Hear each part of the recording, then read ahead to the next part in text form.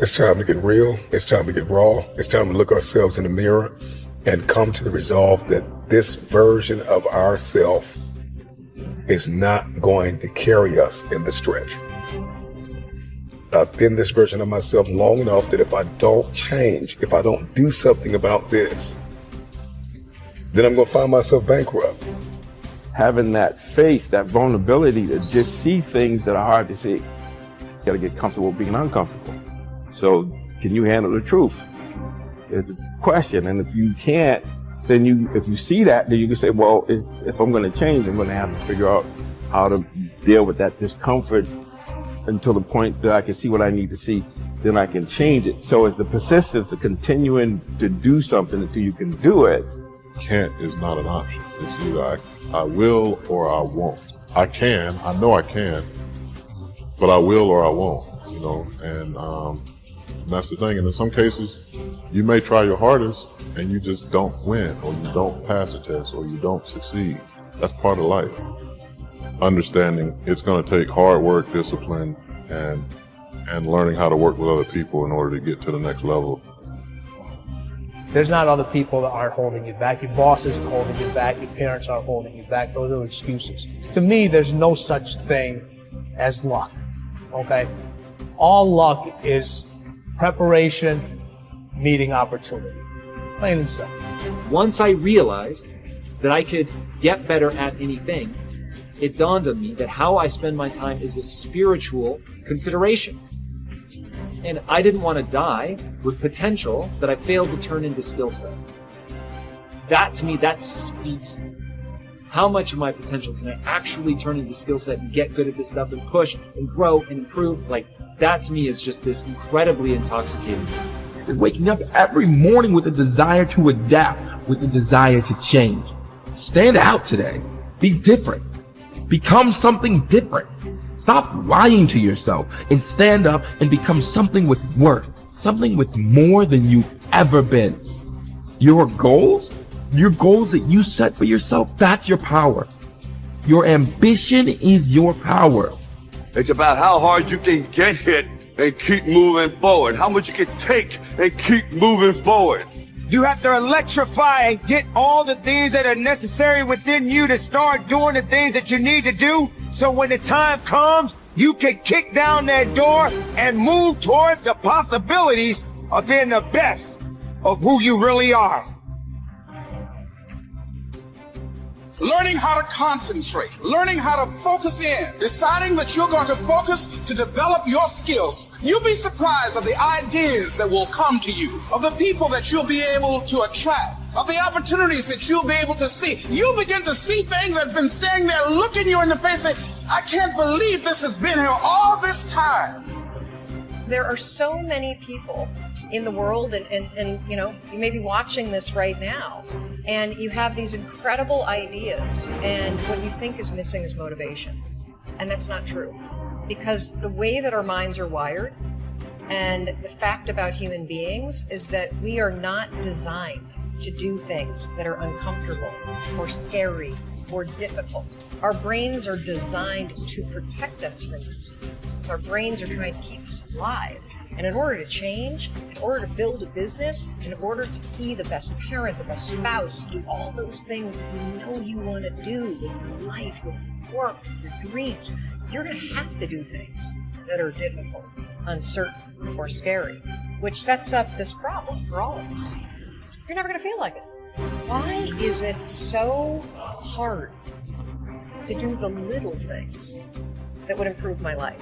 Waking up and realizing that I'm never going to feel like doing the things that are tough or difficult or uncertain or scary or new. So I need to stop waiting until I feel like it. And number two, I am one decision away from a totally different marriage, a totally different life, a totally different job, a totally different income.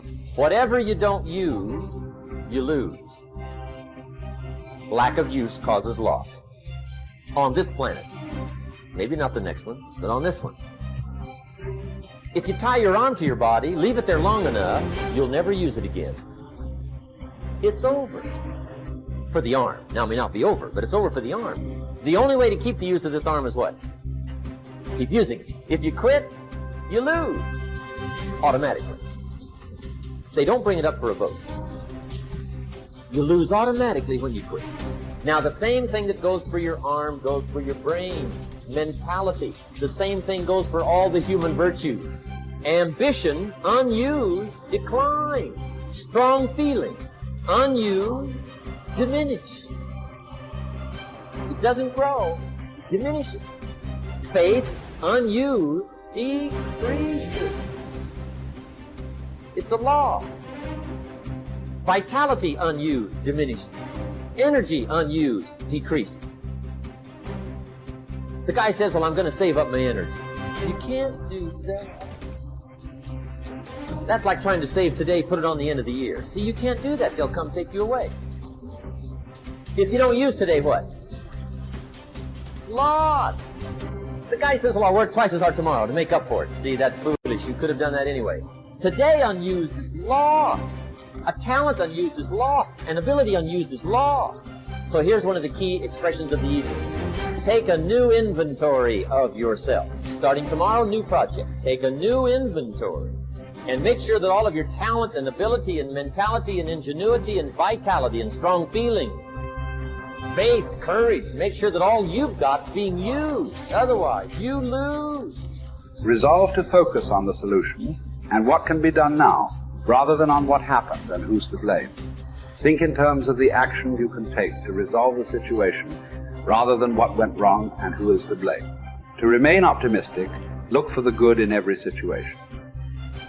When you look for something good, you will always find something good. Furthermore, while you're looking for something good, because your conscious mind can hold only one thought at a time, you will automatically become positive, optimistic, and back in full control.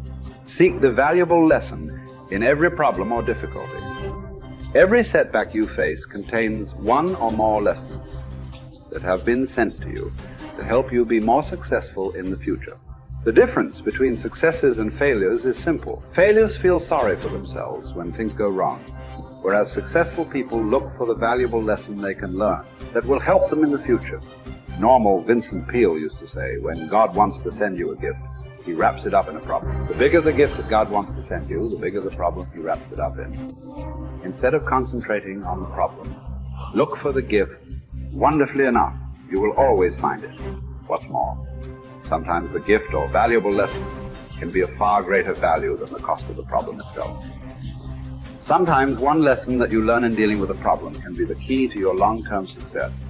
As Napoleon Hill wrote, within every problem or obstacle lays the seed of an equal or greater opportunity or benefit. Your job is to find it. Continually think of yourself as a strong, powerful, resolute person in the face of adversity. In World War, a British general was described by his superiors. There he stands like an iron peg driven into the frozen ground, immovable. Let this be an accurate description of you whenever you face difficulties or problems of any kind.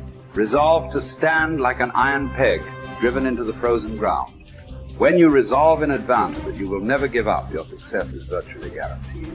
In the final analysis, nothing can really stop you but yourself. In life, it doesn't matter how many times you get knocked down. All that matters is how many times you get back up.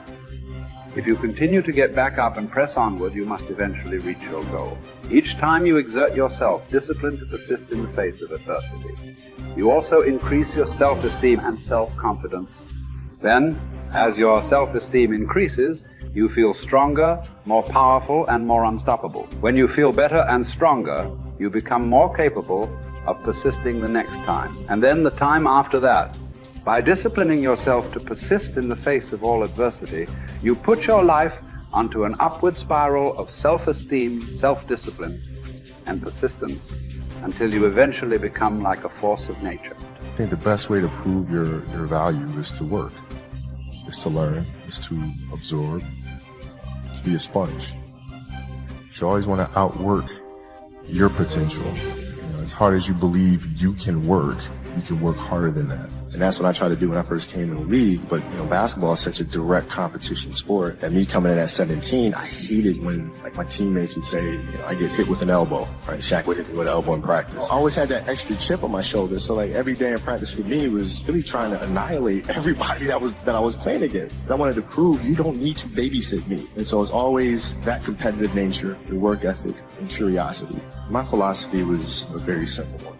Rudy was one of my favorite films growing up. After watching that film, I come to understand if I could work that hard, what would my career be? And I made a promise to myself in that day that I was going to work that hard every single day so that when I do retire, I have no regrets. And that was the most important thing for me, is to leave no stone unturned, get better every single day. And if I lived that way, then over time, I'd have something that was beautiful. That was my philosophy. It seems like a pretty simple one, but if you live your life to just get better every single day, you do that for 20 years, what do you have?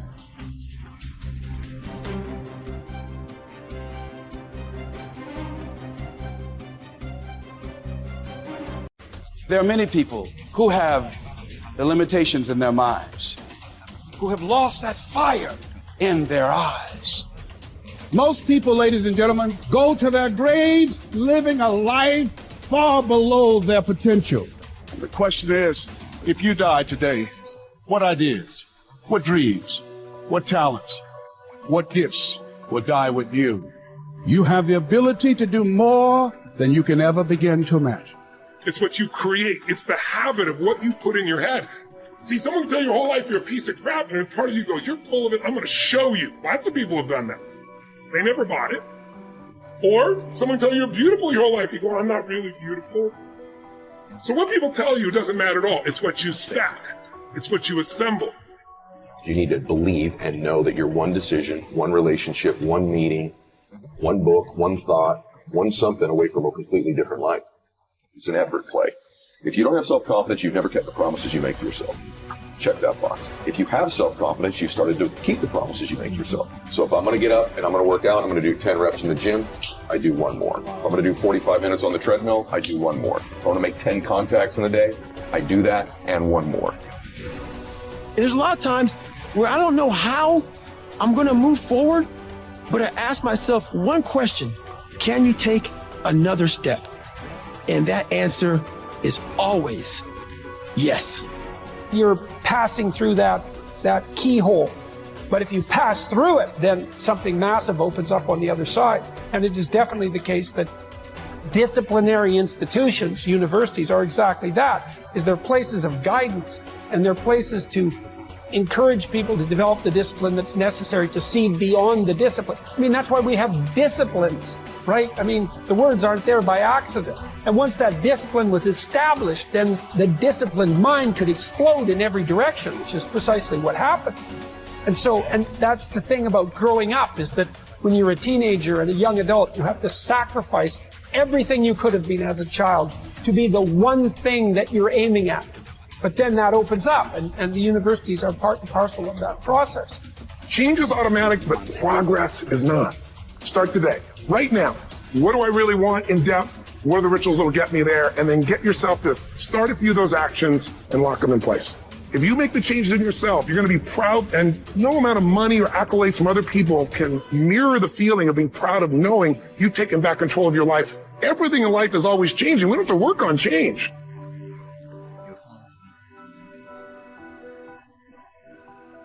The major key to the good life. Every day in 1,000 different ways, we are trying to improve ourselves by learning how to do things. We spend a lifetime gathering knowledge in classrooms, in textbooks, in experiences. Now, if knowledge is power, if knowledge is the forerunner to success, then why do we fall short of our objectives? Why, in spite of all our knowledge and in spite of our collective experiences, do we find ourselves aimlessly wandering, settling for a life of existence rather than a life of substance? There may be many answers to this question. Your answers may be different than your associates or your spouses or your friends. The fundamental answer is the absence of discipline. Applying all that we know. Discipline. Self-discipline. We might add one more word here, consistent.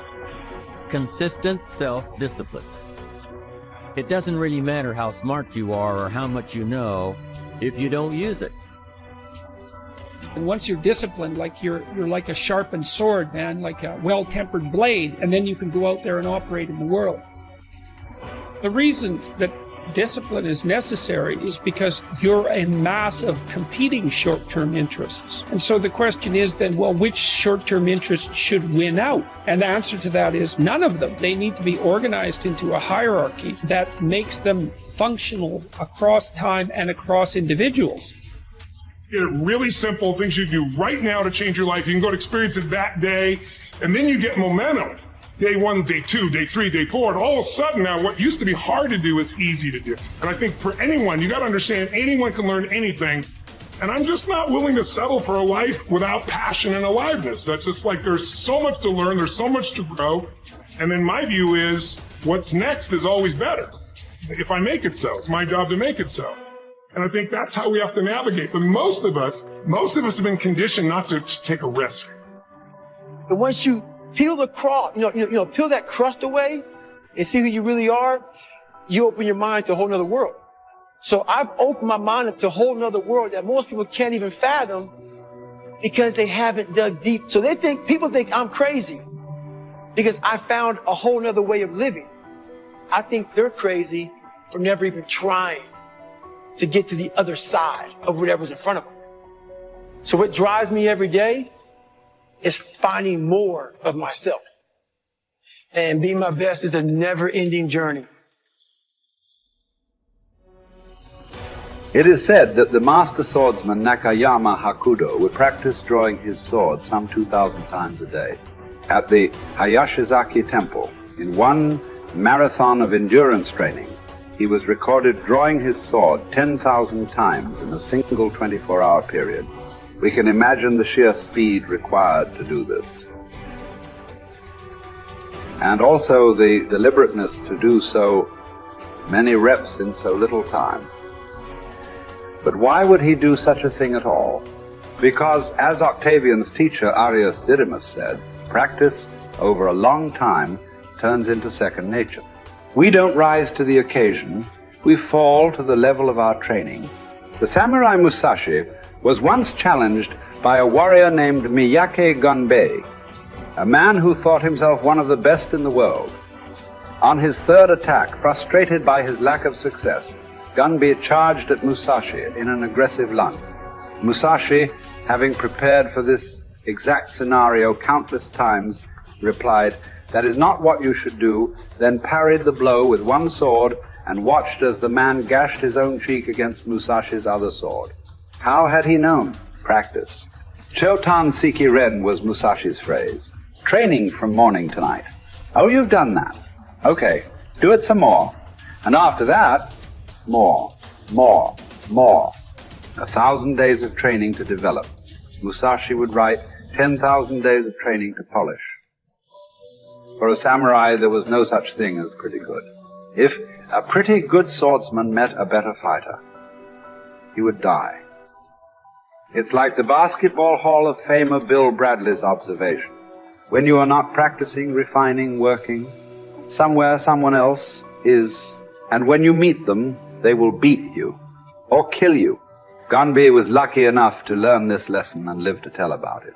In fact, after Musashi treated the man's wound, Gunbei accepted that he was outmatched and became Musashi's student, training and practicing under him until he was no longer prone to the mistakes that come from such rationing. Look, this is not a drill. There is no greatness without practice.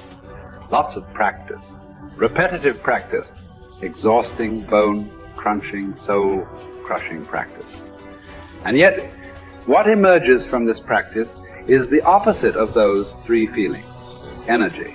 Strength, confidence, you deserve that. Yes, your body will burn, but that's the evidence. From that burning comes real heat, heat you can apply to your craft, to your work, to your life.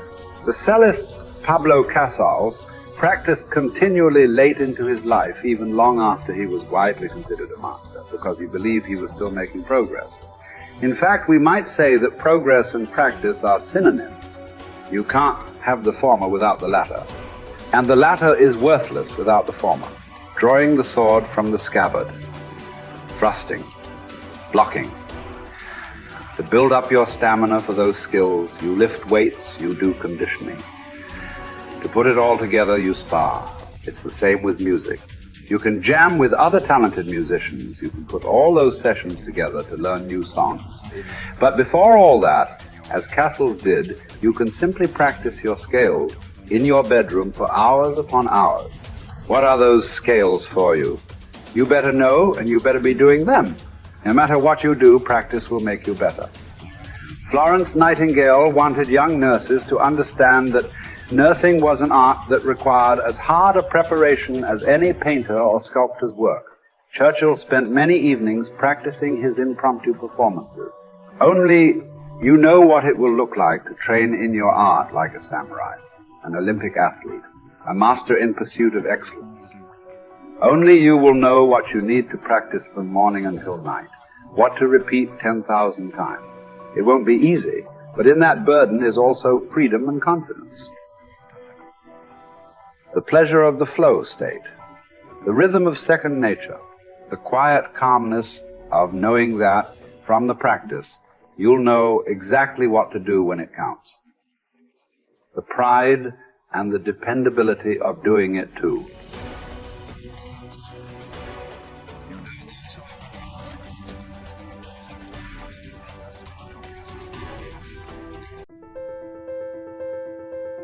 You are not aware of your aliveness. You are busy with your psychological nonsense. Your thoughts, your emotions have become, your psychological reality has become far more important than your existential reality. What it means is, you are so enamored with your own petty creation that you're completely missing the grandeur of Creator's creation. That's what it means. You do all kinds of things, but if you truly value creation, the best thing that you can do is to pay attention and to experience it, isn't it? Yes or no?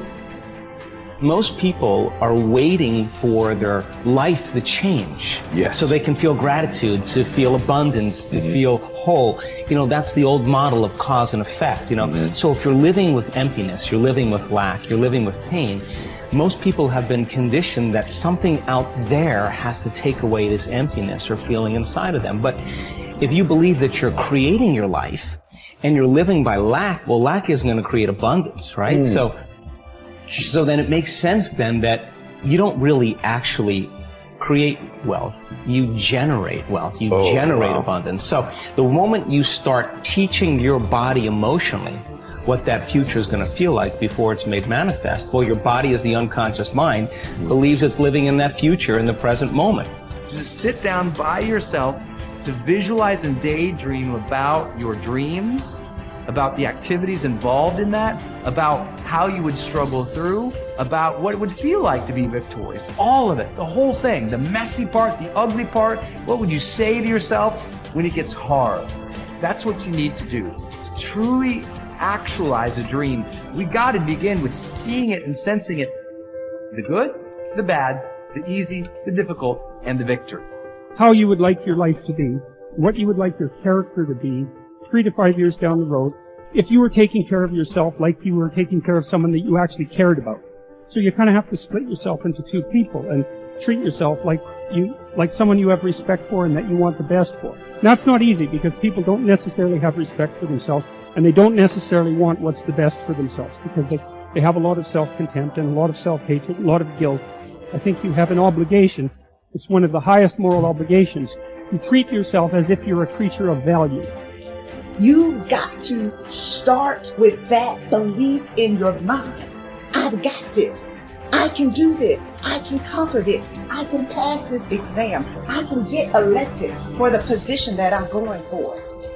I can create abundance in my life. These are the thoughts that you have to have in your mind in order to become successful.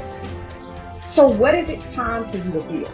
What is it time for you to create? What do you need to do more or less of in order to get the results that you want? You have the power.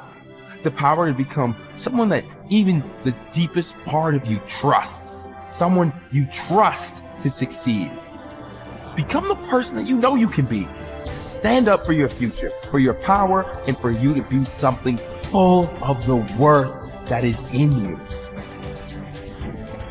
So most of us came up with our labels based on how we behaved. But really smart people can do stupid things. Really nice people can be mean. Mean people can be nice. And so if you judge yourself too soon, and most people's identity, their labels for themselves, who they think they are, has been based on their past and often many years ago. And so they don't update it. So the metaphor I'd give for identity is like, it's your comfort zone. It's not your goals. So if you took a temperature in the room and said 68 degrees is my comfort zone, physically, emotionally, financially, I want more in my relationship. I want more physically, energy-wise. I want more financially in my career, but this is what I'm used to. And so what happens? People stay in their comfort zone for the most part. And then let's say something happens and you dip. You're a 68 degree, or that's your mentality, and you drop down to 62, 61, 60, somewhere around 60 or 59, the heaters kick on and go, whoa, whoa, whoa. You're a 68 degree, what the hell are you doing? We've all experienced that. All of a sudden you go, I'm not gonna live like this anymore. I'm not gonna be in this relationship. I'm not gonna be fat like this. Now, boom, and you get this drive and you start to change. But what most people don't understand is it happens on the upper end too. Meaning, let's say you got momentum, you start crushing it, you start doing even better than you think. You go from 68 to 70, 88, you're 98 degrees. Financially, emotionally, spiritually, whatever the metaphor is. And then what happens? You go say, hey, your brain goes, who the hell do you think you are? You're not a 98 degreeer. Right? Get back to 68. And if nothing else, the heaters stop, you lose your drive, and that'll drift you back. And not enough, the air conditioner can kick on, and you start to kind of sabotage yourself till you get back to your comfort zone. So unless you expand your identity, change is temporary. It's like when someone says to me, I stopped smoking, it's been 8 days. I go, why are you counting? And I say, why are you counting? So you can tell people how long you lasted this time? Like if I went to somebody and I said to you, hey, Louis, you want a cigarette? You're not going to say, what brand is it? You go, no, right. I'm not a smoker. Notice how people are, I'm not one of those. That's not my identity. Identity is the strongest force in the human personality. If you look at Lance Armstrong, who has a mixed identity now in the culture, this is a guy that had to win and found a way to win. So when he was told he had cancer in his lungs, in his brain, and in his testicles, and he rides a bike, and he's going to die, his answer was, no, I'm a champion. I find the way. I will find the answer. And he did. Now, unfortunately, he bent the rules around the sport, and it kind of ruined his reputation, obviously. But that mentality, his identity is why he survived. Other people told they have cancer, and they're like, it's over. They give up. They start arranging their affairs. And so that psychological difference is the number one thing I work with people on, because unless you expand your identity, you're going to basically keep where you are. You might improve a little or not. You might go up and down a bit, but you're going to stay within a realm. If you're going to have an explosive breakthrough to another level, physically, mentally, financially, spiritually, then we got to not only give you the tools, we got to shift that internal sense of who you really are and have you find that you are more than anything that's ever happened to you, that you can handle whatever shows up, even if it's incredibly scary or uncomfortable. Personal responsibility is true and wildly optimistic. And it is people's belief system and the value system that they cobble together over a lifetime that will lead them to reject that. And all I can say is reject it at your own peril for the following reason. Personal responsibility is about remembering you can do something and change. And I can sum up personal responsibility in a single quote by Kobe Bryant. Boos don't block dunks. That's personal responsibility. You can get so good at something that no matter how much people hate you, the best athletes in the world were paid millions of dollars and trained to stop Kobe Bryant from scoring. And yet he scored 81 points in a single game. So you can get so good no matter how much people hate you, no matter how much they're training and trying to defeat you. They can't. And that is the most exciting thing in the world to me. That, wait, you're saying that I can get so good at something that at least the vast majority of humanity can't stop me? There will always, of course, unfortunately, I don't yet believe that I am Kobe Bryant in anything that I care about. So but that I can get better than the vast majority of humanity at something by dedicating my time and energy to that thing. That is so cool. That is so liberating. It's changed my life. It's given me hope. It got me up off the floor. In every possible way, it has changed my life. It is the thing that I rely on when I'm feeling my most anxious. I'm like, I can get better at this. Oh, word. And then I remember, that's right. Like, if I put time and energy into this, I can get better. So it's okay if I'm actually not good at this. You have only to keep in mind the experiences you wish to meet in order to control your own future. Shakespeare expresses the same thought in another way. Assume a virtue if you have it not. Look the part, dress the part, act the part. Be successful in your own thoughts first. In other words, fake it till you make it. Basically, when it comes to personality traits, there is no difference between possessing them and pretending to have them. Dr. Carl Simonton said that mind, body, and emotions are a unitary system. I affect one and you affect the others. This means that you can pretend to be confident or courageous, and the cocktail of chemicals inside your body for those attributes will be created, and you will indeed feel confidence or courageous.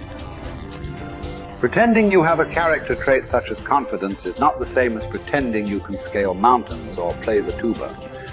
Those particular skills must be learned. Characteristics such as courage, confidence, and enthusiasm are created in the mind by the pictures you create, though. Acting as if sets a positive expectation. We believe something to be true and then act in a way that brings that assumption about. This can be a positive or negative force. The effect of self-fulfilling prophecies has been demonstrated by objective scientific experiments. In one study at the start of the 1968 school year, Dr. R. Rosenthal gave a nonverbal intelligence test to 18 classrooms of elementary school students in a Californian public school district. 20% of the students, selected randomly, not on test score, were then identified as intellectual bloomers, and their teachers were told they could expect to see remarkable intellectual gains in the coming year. The only difference between these students and the other 80 was the expectations created in the teacher's mind. When both groups were retested 8 months later, the bloomers had gained in IQ points over the other group. This is significant because it shows that altered expectations can result in unconscious changes in behavior that dramatically change the outcome. In another study during the 1970s, 152 cancer patients were assessed based on their expectation and attitude about their treatment, and then each was monitored for 18 months. The results clearly indicated those with a positive expectation about the treatment got the best result. It follows, therefore, that your chances of success in anything in life are greatly improved by positive expectations. Man is like the wireless operator. Man is subject to miscellaneous wrong through currents. If his mind is not in tune with the infinite, or if he is not keyed up to higher vibrations than those of negation. If you want a quality, act as if you already had it.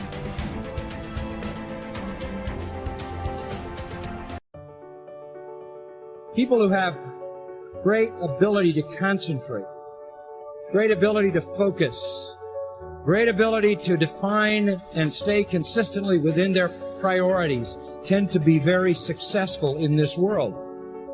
And self-discipline is an essential component in that. Whether you're talking about some kind of academic achievement, some kind of musical achievement or athletic achievement or whatever it is, some achievement in the realm of business or the arts or science, generally comes to people who are very focused and who understand how to order their priorities. In a word, they are disciplined people. I've always been disciplined myself, because I've always lived a disciplined life. I lived in a disciplined household, like there was no such thing as I don't want. So even now, if I wake up and I don't want to do something, I don't need someone to tell me to do it, so I'll do it anyway. Being a man is about not feeling things. It's about acting the way you're supposed to act, regardless of how you feel. We act. We're men of action. We get things done. So the word got built. All of it. You need to become a man of action. Don't worry about how you feel. Don't worry about what you're supposed to be doing. How about that? But what happens is, if you believe that there's very little potential, how much action are you going to take? Not little.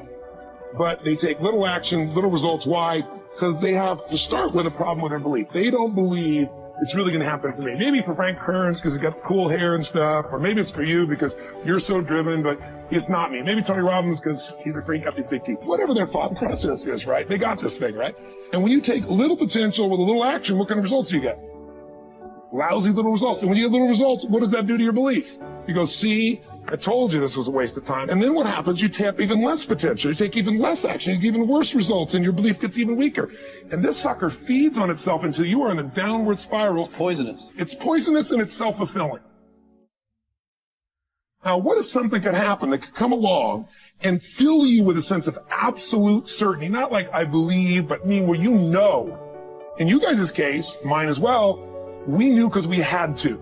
Because we burned the boats. There was no other option. We had to find a way. We weren't going to live that way. We all did it in different ways and for different reasons, but in essence, that was it. If you get yourself in a state of certainty that this is going to work, I'm going to find a way, and if this doesn't work, I will make the way, then you tap a lot more potential. And when you're certain in your potential, you take massive action. When you take massive action, you really believe in something, you get great results. When you get great results, your brain goes, see, I told you I was a stud.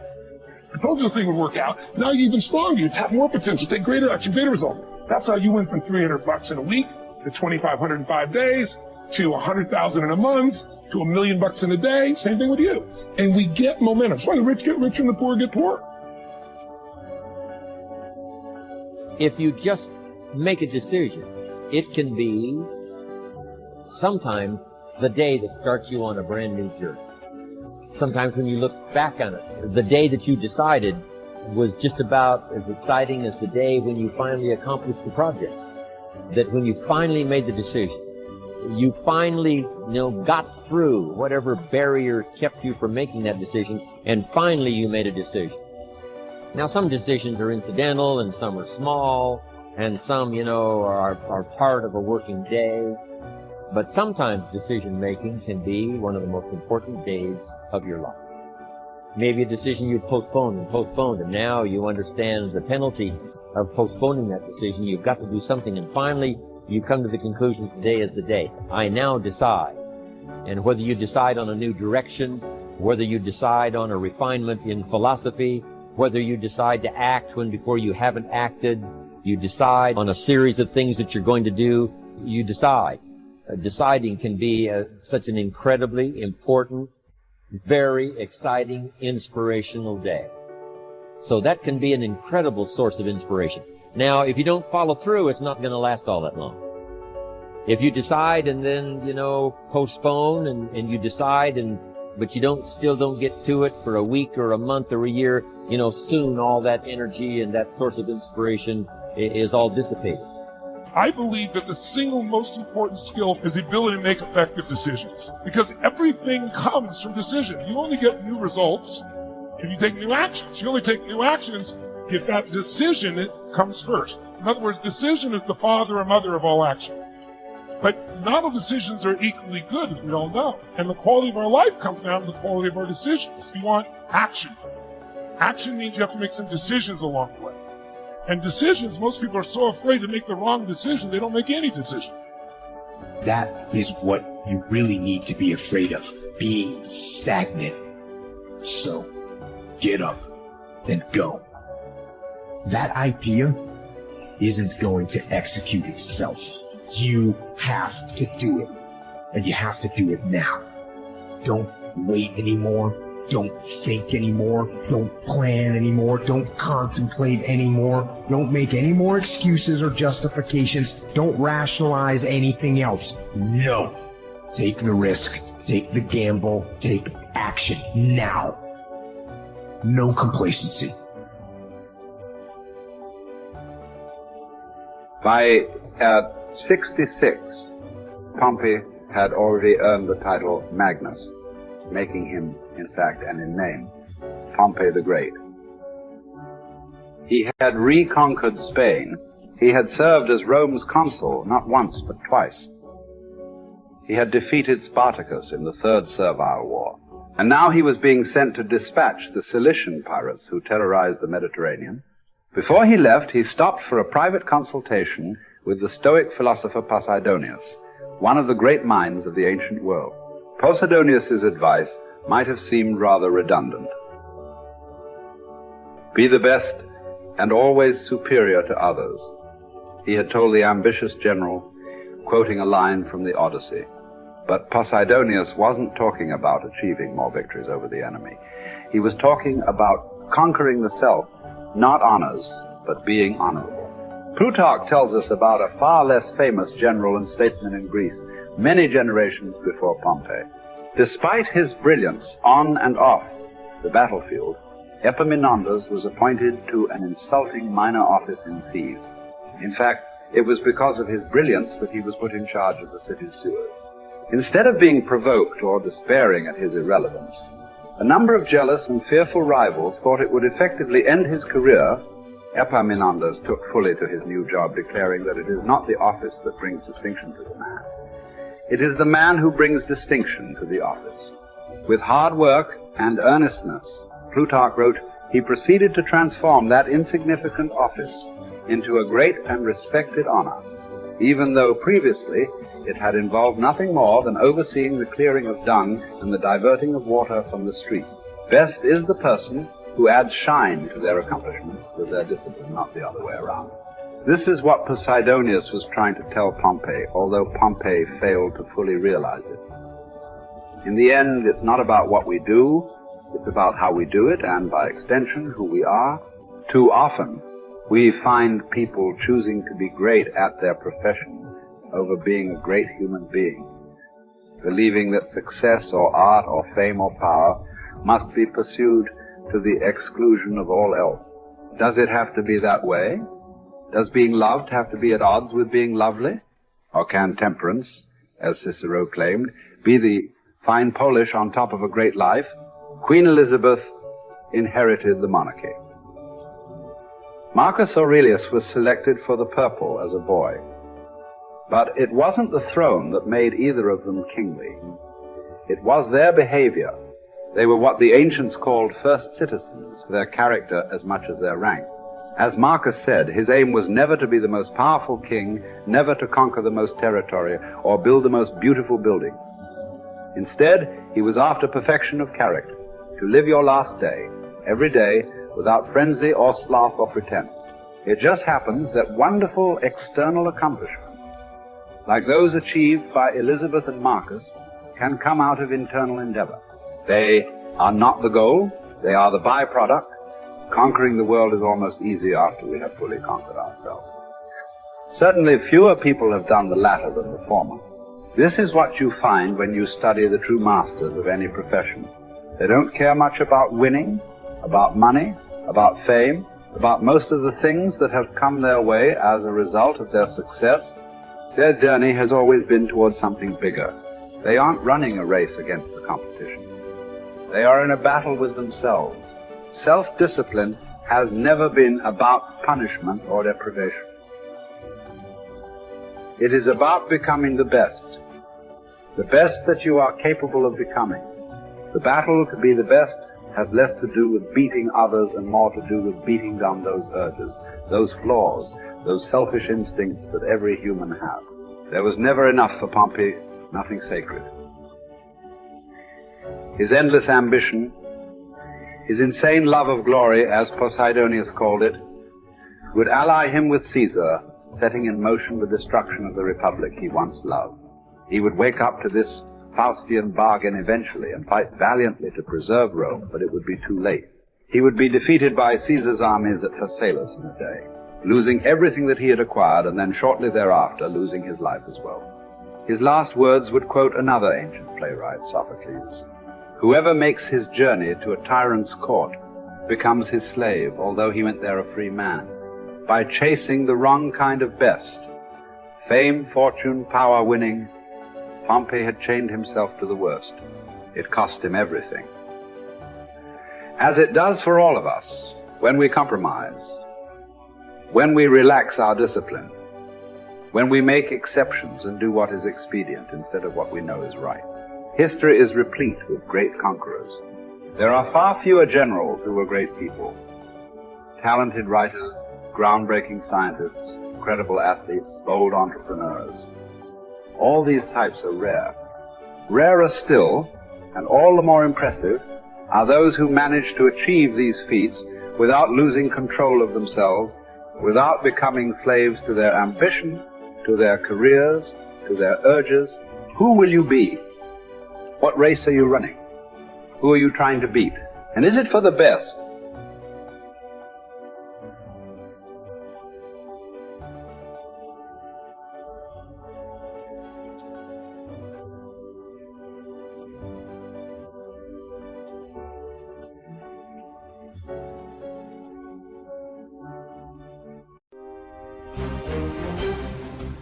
Make a list of all the things you can do. Get right on those. Discipline yourself for those, both for the results and for the muscle and for the practice, so that when life hands you some big challenges, you'll be ready. But see, if you don't handle the small ones, you can't take care of the big ones. Here's the steps. Number one, find out how things work. The first key to doing better is find out. To change your life, really, you need ideas. There isn't anything an idea can't change. And Schoaf taught me the major problem is lack of an idea, not a problem. At first I didn't have any money. I said to Mr. Schoaf, I don't have any money. He said, that's not a problem. Now see, up until then I always thought it was. I was confused. He said, no, the problem is lack of an idea on how to create money and wealth. It isn't lack of money, it's lack of ideas. So if you get the ideas, see, you can change anything. Now to get ideas, you need a constant study of finding out. And they have to all be brought under the organizational structure of long-term collective vision. And in order to do that, you have to be disciplined. And any discipline, technically speaking, is an attempt to bring all those competing short-term impulses under a larger scale and more inclusive framework. You do that, and then, well, that's actually what gives you freedom. If you're going to mess around with very complicated and dangerous matters, you should really put your life together. We also know that the higher your conscientiousness, the lower your neuroticism. Conscientiousness does seem to keep neuroticism in check, and so I would say, and have said this to many people, clean your room, organize your life, get a routine, establish disciplined habits. The next subject is setting goals. Let me show you what turned my life every way but loose. Setting goals. Here's what can easily happen if you don't set goals. It's easy to let life deteriorate into making a living instead of designing a life. And we all have a choice. Make a living or design a life. It's easy to get trapped by economic necessity. But the best advice I can give you on how to break out of that trap is to learn how to set goals. Mr. Schoaf put it to me this way. He said, Jim, if you had enough reasons, you could do the most incredible things. If you have enough reasons. Write down your why. What are you doing this for in life? Your why should be something so big that it changes the whole outlook on how things are with you and your purpose. Think about your passion. Think about your opportunities. And that's how you find your purpose.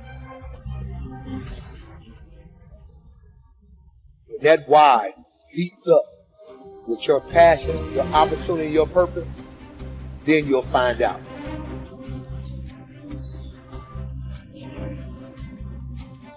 Most of us are standing in a busy street, just letting the opportunities in life pass us by.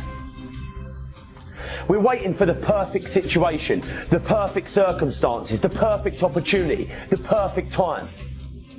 There's never going to be a perfect time or the perfect moment. There's never a perfect moment to do something great with your life.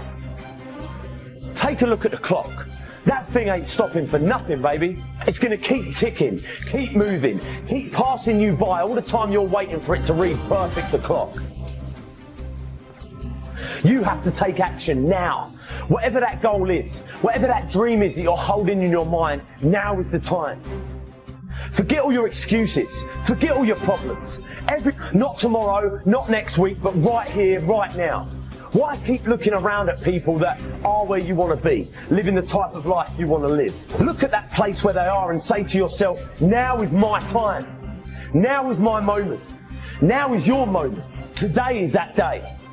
I want you to be terrified of sitting on the sidelines and doing nothing. Waking up in 6 days or 6 weeks or 6 years or 60 years and being no closer to your goal. You've made no progress. That is the nightmare. Do the extra repetition, run the extra mile, go the extra round, make the right choices, give the full measure, fight back, go down swinging, give every day everything you've got, embed that long-term goal in your mind, burn it into your soul.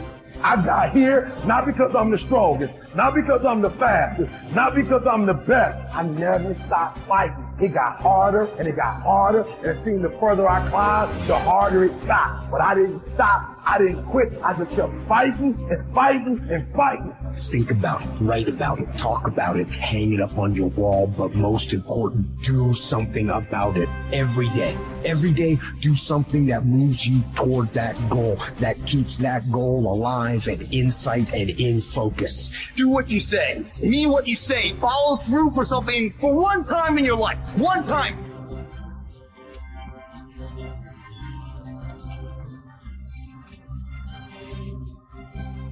Most people can motivate themselves to do things simply by knowing that those things need to be done. But not me. For me, motivation is this horrible, scary game where I try to make myself do something while I actively avoid doing it. If I win, I have to do something I don't want to do. And if I lose, I'm one step closer to ruining my entire life. And I never know whether I'm going to win or lose until the last second. Temperance is not deprivation, but command of oneself physically, mentally, spiritually, demanding the best of oneself even when no one is looking, even when allowed less. It takes courage to live this way, not just because it's hard, but because it sets you apart. The warrior has awareness. We are aware that we are at war, and the war in our minds requires discipline. Not the discipline of a soldier, but the discipline of a warrior. Not the discipline from the outside to tell us what to do and not to do, but the discipline to be ourselves, no matter what. A weak mind must be constantly entertained and stimulated. A strong mind can occupy itself and, more important, be still and vigilant in moments that demand. Without the momentum of a stern discipline, motivation is mostly a momentary, flighty emotion.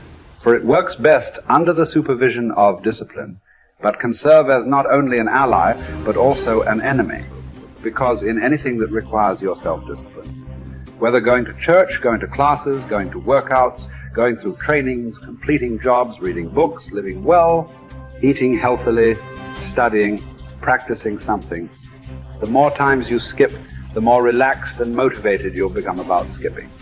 And the next thing you know, you've quit your fight altogether.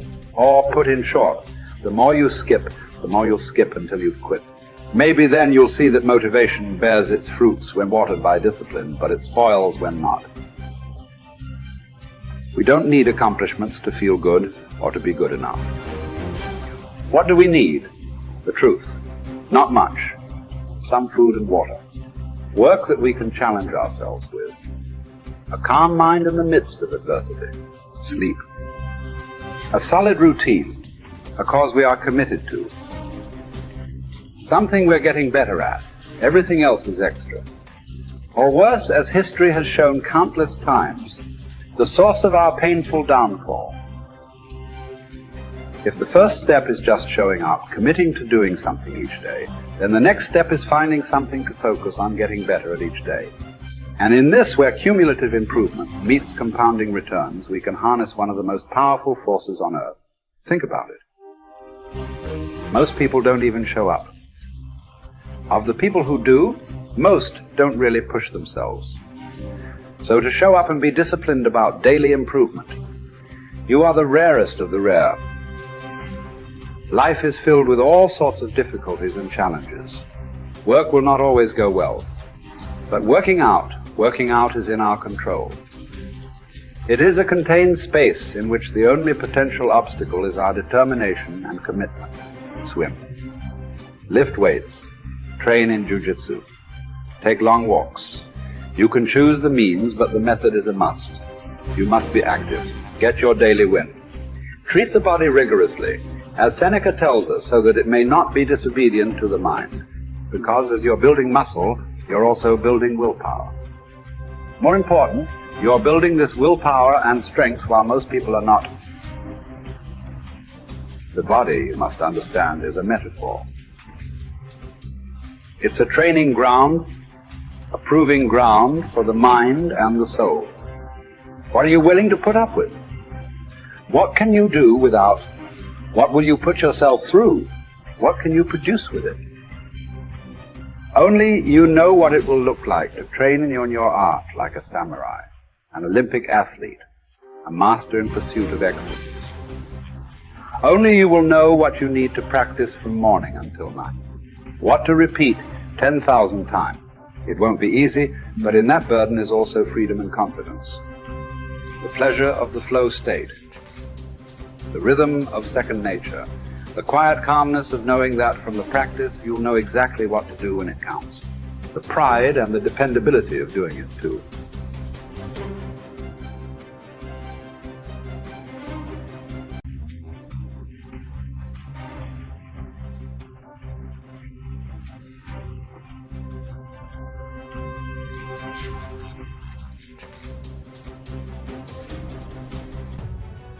We go the direction we face.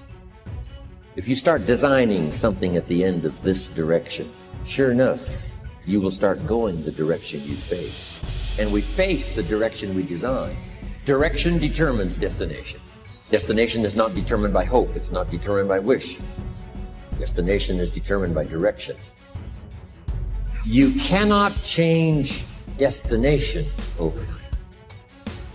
But here's what you can change today, and overnight, you can change direction. This is the time for you to wake up and realize that there's something that you need to be doing. But you don't need to be doing excuses. You don't need to be so complacent and lazy about what it is that you are constantly going through in your life and giving your life less than giving your life more.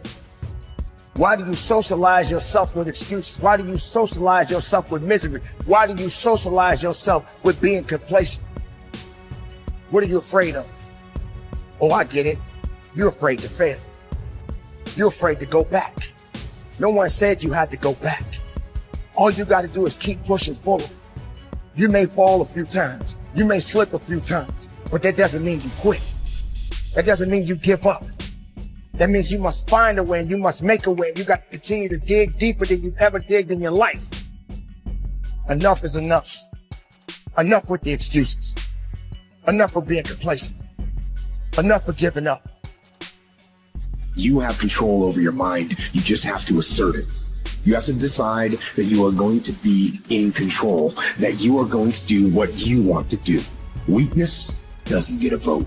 Laziness doesn't get a vote. Everyone wants some life hack that eliminates the need to do the work, but that does not exist. No, you have to do the work.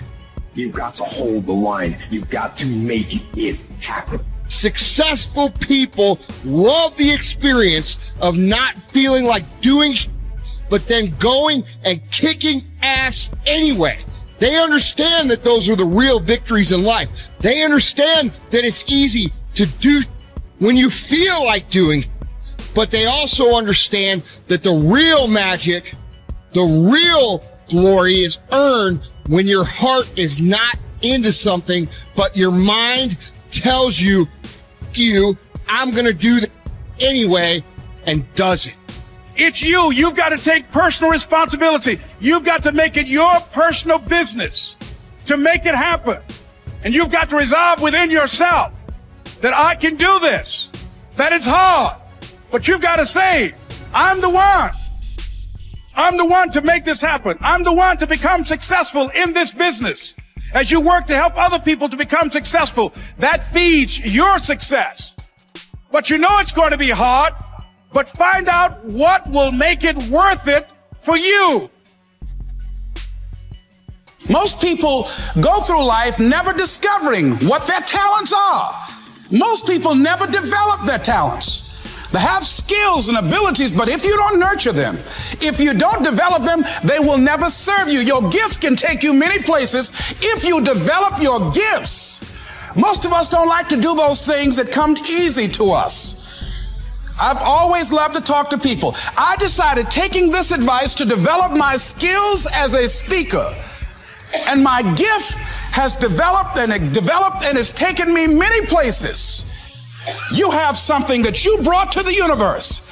And that if you decide that my life deserves my developing this, what I do well, and becoming the best at it, and mastering myself, and seeing what I have within me, if you decide to drop your buckets where you are and develop your gifts, I grant you, you'll never ever be without.